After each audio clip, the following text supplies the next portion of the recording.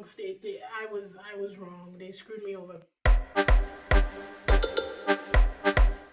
Hi DVDs, welcome to the channel. Today we're going to be talking about Infinite, which is a 2021 movie, and I didn't even know this movie existed. I thought it was a 2022 movie until I started doing the review or the research for the review, and I realized that no, this was released in 2021.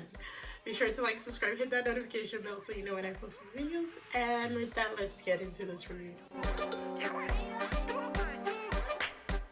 Haunted by memories of places he's never visited, a man joins forces with a group of reborn warriors to stop a madman from destroying the endless cycle of life and reincarnation. It stars Mark Wahlberg, Chiwetel Ejiofor, and a bunch of other people. So I thought this was based on a book because it kind of played like it was based on a book, but no, it was an original story that was adapted to the movie. And to break this down, okay. If we're breaking it down, it had basically 3 acts. So the first act was pretty amazing. It was like got me hooked. I was like, okay, I'm in this. I'm on board. Second act was a bit meh, to be honest.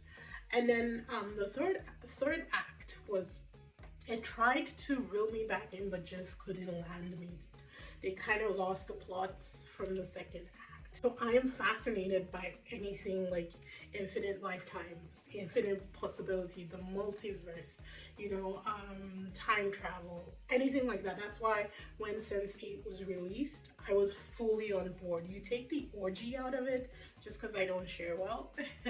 Take the orgy out of it, and I am fully on board to be a Sense8, to live 8 different lives at the same time, knowing them, having the knowledge as 8 different people in different parts of the world. Sign me the fuck up. I was like, yup. And so when I saw Infinite pop up on my Instagram dashboard, I was like, oh, how come I've never heard of this? This is when I thought it was still a 2022 movie. It's like, who did the marketing for this? They totally dropped the ball. They screwed up because this should have been marketed better. How do I not know about this? And then I watched it, and I really just found out this evening when I was doing my review that it's a 2021 movie. But skip to it. I was like, yeah, I'm gonna watch this. I immediately found it on Prime. I set it up. I was like, Chiwetel Ejiofor, Mark Wahlberg, this should be a home run, right? Wrong. I was wrong. They screwed me over big time. So a lot of things that did not work in this movie, and there was a ton of potential for a masterpiece. I think what it was that the story led me down. So it was a little bit too muddled, and there wasn't enough concrete information for me to latch onto. So this dude has been reincarnated since 1754, so hundreds and hundreds of years. And then after his last life, all of a sudden he can't reincarnate properly. He loses his memory. They don't really explain that, and I'm like, okay. Also, his last life, he tells his partners, the warriors that he's fighting with, whatever, tells them to look inside. And even though they kept his body on ice for 35 years, checking how his cells work, so I'm guessing that he's going through scanners and all that crap, nobody thought to say, or nothing popped up on the scanners that the egg was inside his body, or nobody thought to look inside his body and scan the body for something, even though his last words were look inside. I was like, come on, people, there are better ways to create a story than just like fabricating things and just slapping something together and saying the actors will do the work and sell the movie. I thought that was just terrible, to be honest. That was bad. Chiwetel Ejiofor as the bad guy was phenomenal. He's an amazing actor, so I was not worried about him, not even in the slightest. And the bald and beard look really works for him. I honestly think that he should keep that look permanently because he looked good in this movie. I was digging it, except for one part where he finally retrieves the egg, and there's something weird about his eyes. I don't know what it was, but he looked manic, which I guess sells the point that he's crazy and on the verge of destruction. Okay, I get it now. That's what that was. I was also pissed that Dylan O'Brien wasn't in the movie for that long.